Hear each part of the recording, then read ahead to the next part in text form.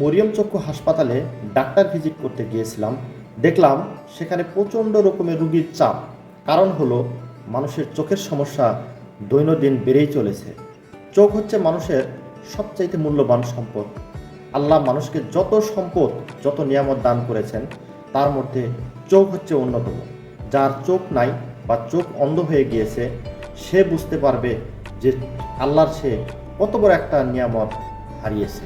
সুতরাং চোখের যত্ন নেওয়া, চোখকে সুরক্ষা রাখা আমাদের প্রত্যেকেরই একান্ত দায়িত্ব। আর এই চোখকে সুরক্ষা রাখতে পারে ভিটামিন এ এবং ভিটামিন ই জাতীয় খাবারগুলো। বিশেষ করে ভিটামিন এ জাতীয় খাবারগুলো চোখ সুরক্ষার জন্য খুবই ইম্পর্টেন্ট। আপনি যদি ভিটামিন এ জাতীয় খাবারগুলো না খান তাহলে কিন্তু আপনার চোখ লাল হয়ে যাবে, চোখ খুসখুসাবে এবং চোখ কিন্তু ঝাপসা, অলরেডি চোখে ঝাপসা ভাব এসে যাবে। বয়স বাড়ার সাথে সাথে কিন্তু এই সিমটমসগুলো চলে আসে। সুতরাং আমরা ভিটামিন এ জাতীয় খাবারগুলো বেশি বেশি খাবো।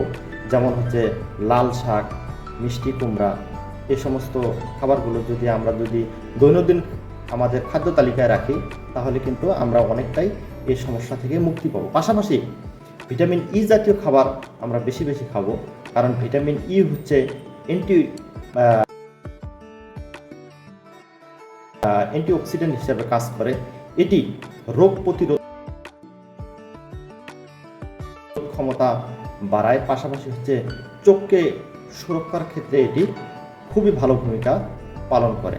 আমার এই ভিডিওটা যদি আপনাদের বিন্দুমাত্র ভালো লাগে একটি লাইক, একটি কমেন্ট করতে ভুলে যাবেন না।